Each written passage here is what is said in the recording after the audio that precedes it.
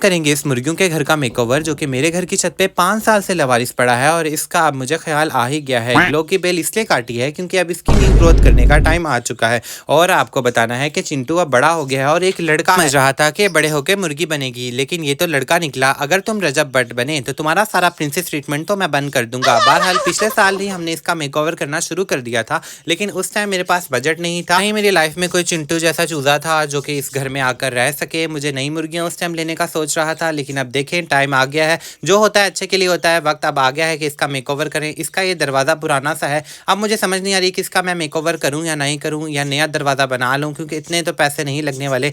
मैं तो बजट में वो दरवाज़ा भी नया बना लूंगा। आपको मुझे ज़रूर बताना है कि पुराना मेकओवर करें या नया दरवाज़ा इसका खरीद ले बनवा। तो मुझे सफाई करने में कोई प्रॉब्लम नहीं। और लेकिन यहाँ पे जो बिल्ली की पोटियाँ थी, ओ माई गॉड, इतनी मुश्किल से मैंने यहाँ पे उठाई है। और यकीन करें इतना आसान नहीं होता मेकओवर करना। आप लोग का कमेंट करना बहुत आसान होता है, बस जल्दी से एक तो ये बाहर निकलना, अंदर जाना, इसने ही मेरे कमर में दर्द कर दी थी। और मुझे सफाई करने से कोई प्रॉब्लम नहीं है। अगर कोई मुझे 2-3 लाख देता है महीने के तो शायद मैं किसी के घर भी सफाई कर लूँ, मुझे कोई प्रॉब्लम नहीं है। तो सिर्फ लोगों को ही होती है जो कि खुद तो कुछ करते नहीं है, लोगों को तनकीद का निशाना बनाते हैं। लेकिन चलें करते रहे, आपके कमेंट का भी मुझे फायदा ही होता है। अच्छा, यहाँ पे बहुत सारे लोगों ने कहा कि तुम ही यहाँ शिफ्ट हो, जो इतना बड़ा मुर्गियों का डब्बा है।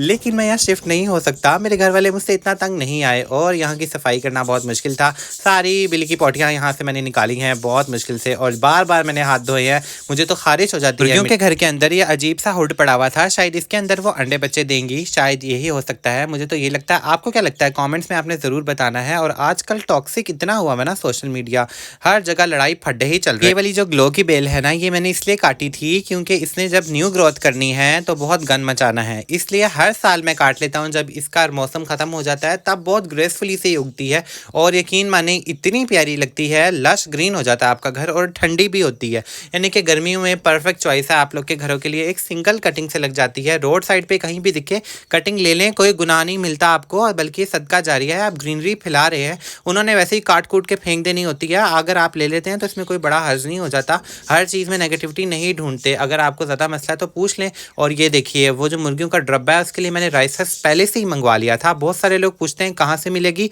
ये चावल वाली मिल से ही मिलती है और कहीं से नहीं आपको मिलने वाली। मैंने भी वहीं से ख़रीदी है। और ये जो दरवाज़ा है ना, अब मुझे समझ नहीं आ रही, या तो हम इस दरवाजे को नया बनाएं या हमारे पास सारा सामान पड़ा हुआ है, बस हमने नया दरवाज़ा बनाना है। तो ऐसा करते हैं कि नया दरवाज़ा बना ही लेते हैं। बस मैंने इसका साइज़ लिया जल्दी से, ये मैंने दरवाज़ा बनाना शुरू किया। तो जो 4 दिन की सीरीज़ है वो हमारी 8 दिन में हो जानी है। तो बस एक अंकल है जिनसे जुगाड़ लगवाना है और फ़ौरन 1 दिन में हमें दरवाज़ा बन के मिल जाएगा। चिंटू के लिए बेस्ट ऑफ लक कह दें वीडियो के एंड पे। जल्दी से फॉलो कर लें, मिलते हैं पार्ट 2 में।